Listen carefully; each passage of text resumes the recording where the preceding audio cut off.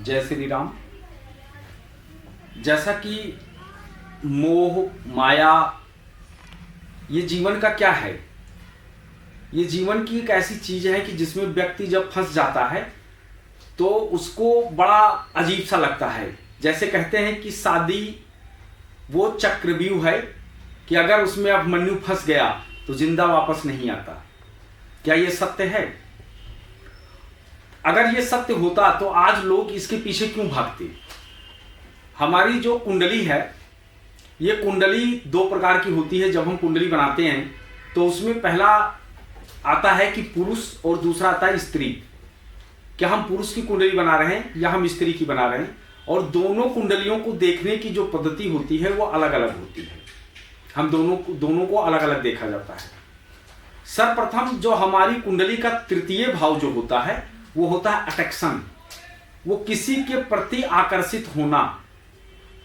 तो क्या अगर हम किसी के प्रति आकर्षित हैं तो क्या वो जीवन में हमारा सप्तम भाव बन सकता है, यानी वो हमारी अर्धांगिनी बन सकती है? नहीं बन सकती है। क्यों नहीं बन सकती?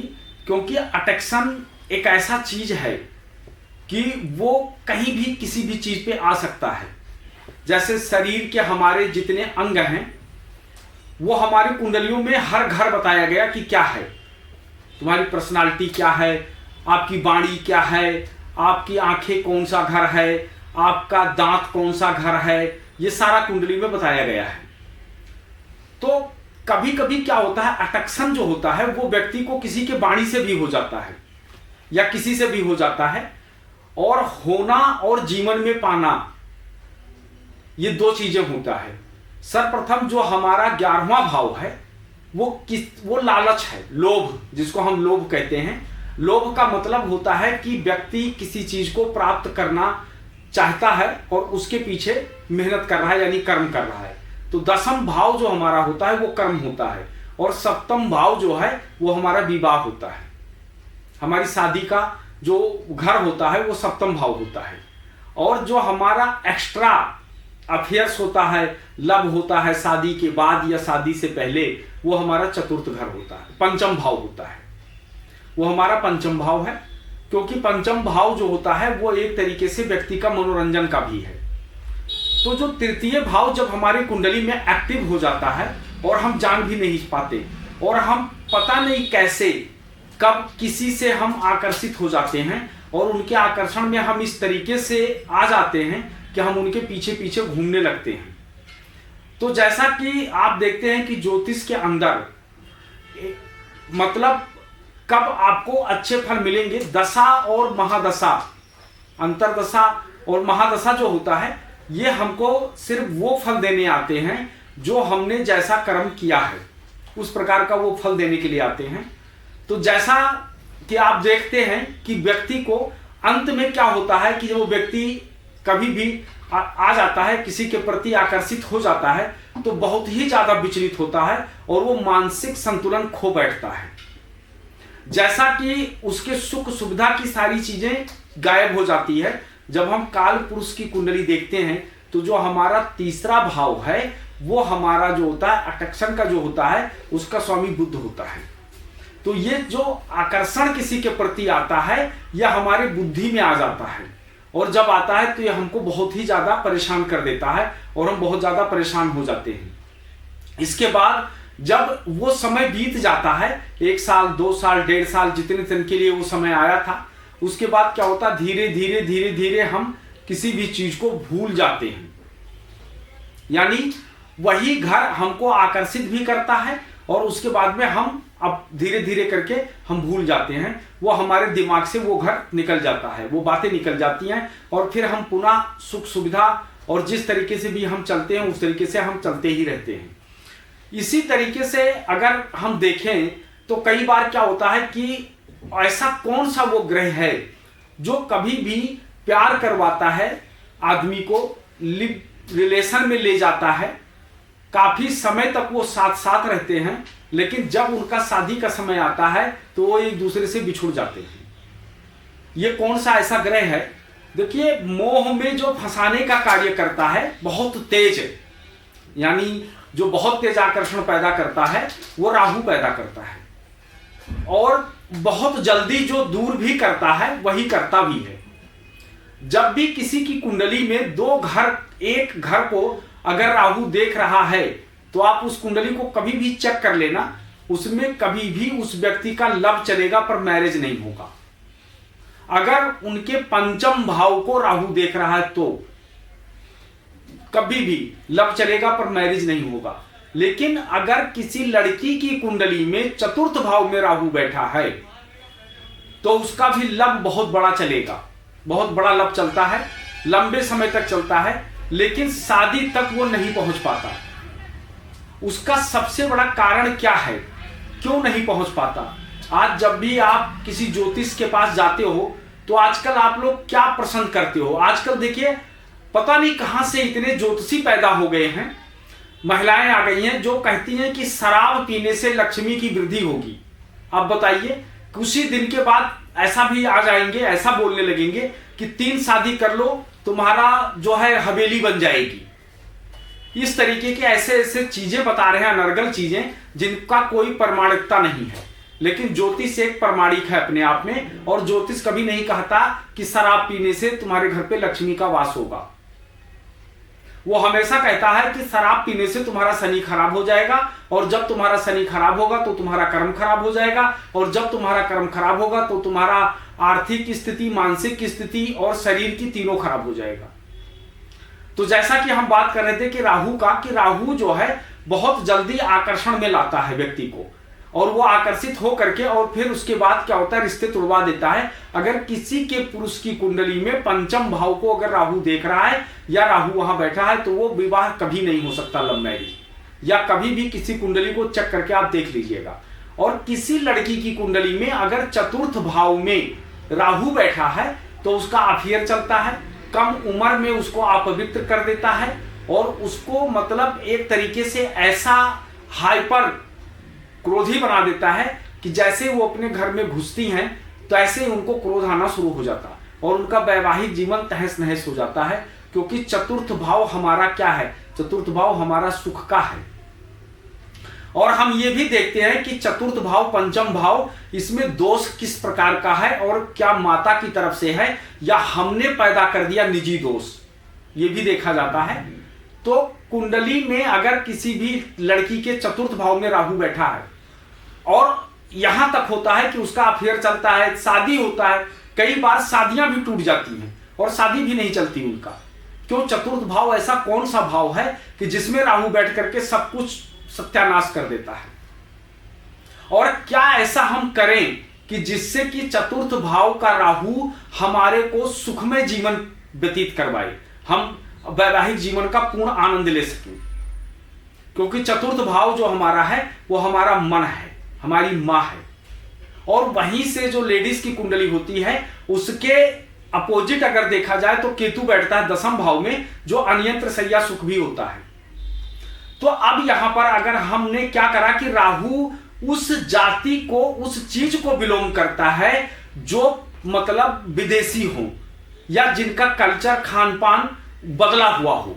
जैसे सपोज करो कोई उत्तर प्रदेश का व्यक्ति है और लड़की है और उसने हरियाणा के लड़के से शादी कर लिया, या हरियाणा की कोई लड़की है और उसने दक्षिण भारत में जाकर के कर लिया जहां का खान पान, भाषा, कल्चर सब कुछ चेंज है। तो क्या होगा कि वो शादी चलेगी, वो विवाह उसका चलेगा। लेकिन अगर वो उसी जगह पर, जिस शहर की रहने वाली, उसी शहर में उसका अफेयर चला और उसी के शहर के लड़के से उन्होंने शादी करी, तो रिश्ता 100% टूट जाएगा, क्योंकि वो रिश्ता नहीं चल सकता है। हमेशा क्या होता है कि जो हमारा तृतीय भाव है, वो तृतीय भाव हमारा बहुत ही सेंसिटिव भाव है। वैसे तो महर्षि पराशर जी को देखा जाए तो उन्होंने कहा है कि कुंडली के 3 भाव ऐसे होते हैं जो बहुत ही खतरनाक होते हैं, 3, 6, 11 बहुत खतरनाक बताया है उनको। लेकिन फिर भी उसके बावजूद जितनी चीजें होती हैं वो तीसरे भाव से बहुत सारी चीजों का देखा जाता है। उसमें से भी एक आता है आकर्षण, कि व्यक्ति आकर्षित हो जाता है, क्योंकि तृतीय भाव के बाद में जो सीधा उसका संबंध बनता है, वो कहां से सीधा संबंध बनता है? वो सीधा संबंध जो है उसके 7वें भाव से बनता है। तो इस कारण से जब भी कभी भी कोई व्यक्ति जब आकर्षण में आ जाता है, तो शादी जब नहीं हो पाती तो उसका दिल टूट जाता है। और ऐसे लोग जो होते हैं वो बहुत ही ज्यादा मानसिक परेशान रहने लगते हैं। हमेशा क्या है कि मानसिक स्थिति को हमारे कौन ग्रह खराब कर देता है, जो कि हमको इमोशनल करता है। हमको सबसे ज्यादा इमोशनल करने वाला जो ग्रह होता है वो चंद्रमा होता है। चंद्रमा हमको सबसे ज्यादा इमोशनल करता है। और जब हम इमोशनल हो जाते हैं तो हम कुछ सोच नहीं पाते हैं। जबकि अगर देखा जाए कि वही भाव अगर चंद्रमा अष्टम भाव में बैठा है और उस व्यक्ति को अगर कोई आध्यात्मिक गुरु मिल जाए या कोई ज्योतिष का बड़ा ज्ञाता मिल जाए तो उसके अंदर चेंज भी कर देता है, क्योंकि अष्टम भाव जो है वो चेंजिंग का है, फुल चेंजिंग का है। वो ऐसे में बहुत बड़ी चेंजिंग उनके अंदर आ जाती है, वो चेंज हो जाते हैं और समय रहते अपने आप को वो जो है संभाल भी लेते हैं। लेकिन यहीं पर अगर देखा जाए तो क्या होता है कि राहु ही एक ऐसा है जो तुम्हारे अंदर एक नशे का भी कारक जो ग्रह होता है, जो हमको नशा देता है, वो भी राहु है। तो कई बार क्या होता है कि ऐसे व्यक्ति जब उनके रिश्ते टूट जाते हैं तो वो नशे का सेवन करने लगते हैं और वो नशा करना शुरू कर देते हैं। लेकिन सर्वप्रथम उनको नशा नहीं करना चाहिए। और जो उस समय पर, जिस समय पर आपके ऊपर किसी भी प्रकार की अगर ऐसा अट्रैक्शन हुआ और होने के बाद उस चीज की प्राप्ति नहीं हो पाई, क्योंकि प्राप्त करने का घर जो होता है वो 11वां भाव होता है, किसी भी चीज को प्राप्त करना, क्योंकि उसे क्या कहा गया है, वो डिजायर्स का है। आप किसी भी चीज को देख लो, वो XYZ किसी चीज को देख लो प्राप्त करने का। अगर किसी भी व्यक्ति का उपासना कुंडली जब हम देखते हैं, अगर उसका 12वें भाव का स्वामी अगर 11वें भाव में बैठा होगा तो वो व्यक्ति भगवान का भी पूजा करेगा तो किसी न किसी स्वार्थवश करेगा और पूजा करने कुछ ना कुछ मांग ही लेगा। 1 रुपए का लड्डू चाहेगा तो 1 लाख रुपया तो मांग ही लेता है, क्योंकि वो निष्काम नहीं करता, वो कामना वाला काम करता है। तो इसलिए जब 11वां भाव हमारा और तृतीय भाव जब एक्टिव होता है तब हमारे अंदर ऐसी चीजों की उत्पत्ति हो जाती, क्योंकि तीसरे भाव का जो कनेक्शन है वो सीधा जाकर के हमारे 11वें भाव से हो जाता है। और जब 11वें भाव से हो जाता है तो अट्रैक्शन और चाहत, ये दोनों चीजें बढ़ जाती हैं। जब ये दोनों चीजें बढ़ जाती हैं तो बहुत दिक्कत पैदा करता है।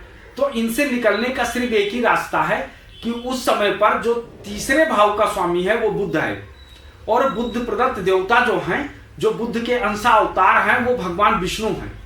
और भगवान विष्णु का उस समय पर आराधना करना चाहिए। भगवान विष्णु का विष्णु सहस्त्र नाम का पाठ करना चाहिए। अगर आप पाठ करेंगे तो आपको कहीं ना कहीं मनोवृत्ति आपकी जो है वो चेंज हो जाएगी और आपको बहुत बड़ा फायदा मिलेगा, वो नुकसान नहीं मिलेगा। इसी तरीके से कई बार इसी चीज को लेकर के नहीं, हम किसी भी चीज में आ जाते हैं, हम किसी वस्तु पर भी अट्रैक्शन हो जाता है हमारा। हम किसी भी चीज को देखते हैं तो एकदम से बिल्कुल हो जाता है।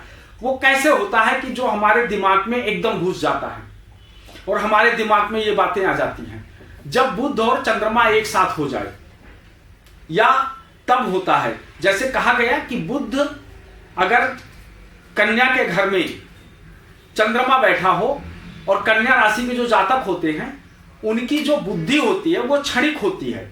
सुबह उनका प्रोग्राम कुछ होता है, दोपहर को उनका प्रोग्राम कुछ होता है और शाम का उनका प्रोग्राम कुछ होता है, क्योंकि वो एक जगह पर रुक नहीं पाते हैं कि वो एक जगह पर रुक सकें और अपने दिमाग को कर सकें।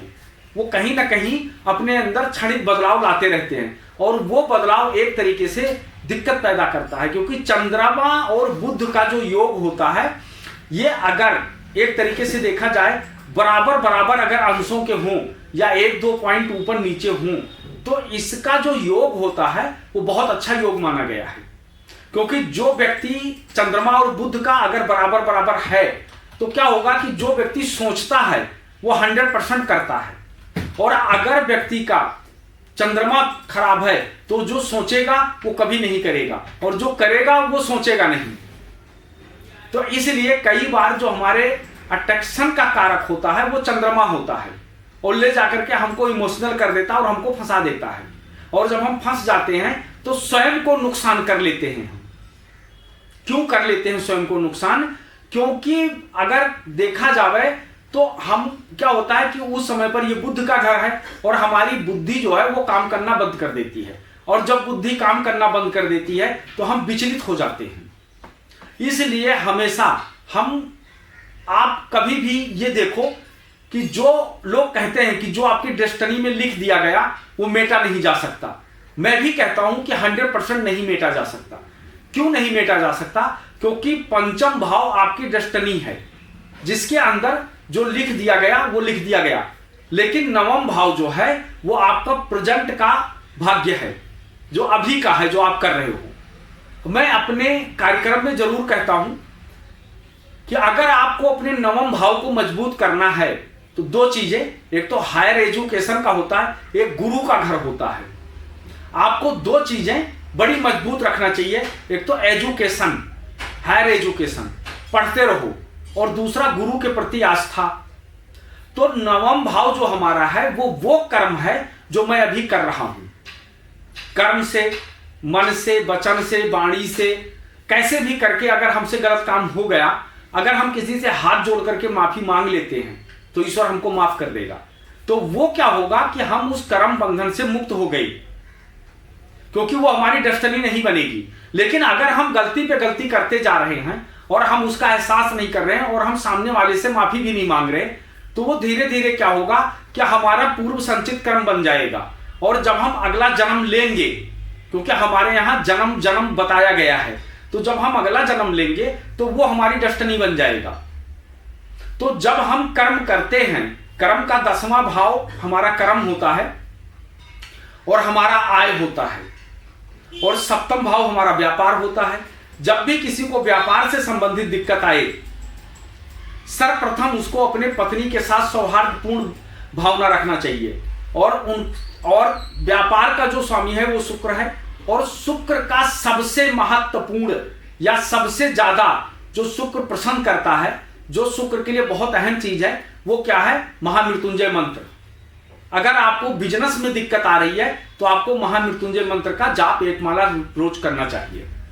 अगर आपको कर्म से दिक्कत आ रही है, वर्क स्थल जहां आप कर्म कर रहे हो वहां प्रॉब्लम आ रही है, वहां दिक्कतें आ रही हैं, तो आपको शनि चालीसा का अथवा शनि गायत्री का मंत्र का जाप करना चाहिए। और अगर आपको आय से संबंधित दिक्कत आता है, क्योंकि 11वां भाव काल पुरुष की कुंडली से वो भी शनि का है, जो हमारे डिजायर्स का है, हमारे इच्छाओं का है। अगर हमारे इच्छा पूर्ति में दिक्कत आ रही है तो भी हमको शनि की उपासना करना चाहिए। अगर हम शनि की उपासना करते हैं तो हमारे लिए बहुत बढ़िया होता है। और हम अपने दर्शकों से खास तौर पे निवेदन करते हैं कि आप ऐसे तथाकथित लोगों का वीडियो देख करके कोई रेमेडी ना करें, क्योंकि शनि सिर्फ 3 चीजों से रुष्ट होता है। अगर ये 3 चीज तुम्हारे जीवन में नहीं है तो समझ लेना कि शनि तुमसे नाराज है। सबसे पहला नंबर नशा, नशे से शनि बहुत दूर रहता है, खास तौर पे दारू, शराब बिल्कुल नहीं पीना चाहिए। और दूसरा चीज जो शनि बहुत ज्यादा नाराज होता है वो उस व्यक्ति से होता है जो समय के पाबंद नहीं होते हैं, टाइम देते हैं 8 बजे का और मिलते हैं 10 बजे, उनसे शनि बहुत नाराज रहता है। और कभी भी उनका शनि सही काम नहीं करेगा तो उनका कर्म भी खराब हो जाएगा और उनका आय भी खराब हो जाएगा। और तीसरा नंबर जो आता है शनि का, वो शनि कहते हैं पेशेंस, धीरज। जिस व्यक्ति के अंदर पेशेंस नहीं होता है, यानी धीरज नहीं होता, उसका भी शनि खराब हो जाता है। तो इसलिए हमको क्या है, पेशेंस रखना बहुत जरूरी होता है। और शुक्र जो होता है, शुक्र ग्रह एक ऐसा ग्रह है, क्योंकि शुक्र को लोगों ने बदनाम कर दिया कि शुक्र जो है मतलब एक तरीके से लग्जरीज जीवन का कारक है। शुक्र को अगर देखो तो बहुत बड़ा शुक्र है, क्योंकि शुक्र ही एक ऐसा मतलब जो है देवता है कि जिनको मृत सजीवन विद्या के बारे में नॉलेज है, जानकारी है, जो मुर्दा को जिंदा कर सकते हैं, वो हैं। और जो कहते हैं कि शराब पीने से शुक्र मजबूत होगा आपका, कभी नहीं होता। शुक्र राहु का योग अगर आपकी कुंडली में बना है तो आप अगर परफ्यूम का प्रयोग करते हैं तो, और अच्छा परफ्यूम महंगा वाला, तो आपके लिए बहुत अच्छा काम करेगा। तो इस तरीके से कोई भी रेमेडी करने से पहले आप देख लो, जैसे हाथ में ये अंक लिखोगे तो आपको धन वर्षा होगी। हमारे बहुत जानने वालों ने कहा, हमने करके देखिए, उन्होंने किया। क्या है कि अपने कर्मों से धन वर्षा होता है, यह अंक लिख लेने से नहीं होता कि आप अंक लिख लोगे तो उससे हो जाएगा। तो इन सब चीजों को देखते हुए हमेशा ये जो हमारे 9 ग्रह हैं, ये 9 भगवान हैं, ये सब भगवान स्वरूप हैं। और भगवान को प्राप्त करने के लिए या भगवान से हमको कोई चीज लेने के लिए हमको तपस्या करना पड़ेगा। अगर आपको राम जैसे पुत्र की आवश्यकता है तो आपको दशरथ जैसी तपस्या करना पड़ेगा। आप वो प्रसंग याद करो, मनु शतरूपा ने कैसे तपस्या करके तब भगवान श्री राम आए थे। इसी तरीके से है। तो आपको कभी भी एक सच्चा ज्ञान, सच्चा ज्योतिष के साथ जुड़ने के लिए आप हमसे जुड़ें, आप हमारे चैनल को फॉलो करें, आप हमको सुनें, देखें। हम आपको जो भी बताएंगे रेमेडी वो वैदिक रेमेडी होगा। और खास तौर पे जिन व्यक्तियों का 29 मार्च 2025 को शनि बदलने जा रहा है, पूरा वर्ष सूर्य राजा रहेगा, इसलिए आप लोगों को सबसे पहला ये कहा जाता है अपने पिता का आदर करना, पिता तुल्य व्यक्तियों को सम्मान देना और सूर्य भगवान को डेली जल डालना और अनार का दान करना, तांबे के पात्र में गेहूं भर के देना या गेहूं का दान करना और सूर्य भगवान के मंत्रों का जाप करना और सुबह सूर्य उदय से पहले उठ करके नहा धो करके सूर्य को 1 लोटा जल दे करके और उनको प्रणाम करना। आपका पूरा वर्ष 2025 बहुत बढ़िया जाएगा, क्योंकि सूर्य राजा है।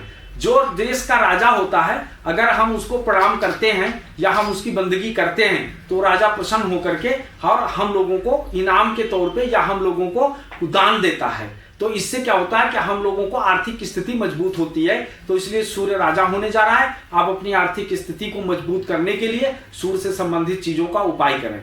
फिलहाल इस वीडियो में बस इतना ही, आगे फिर हम बताएंगे। जय श्री राम।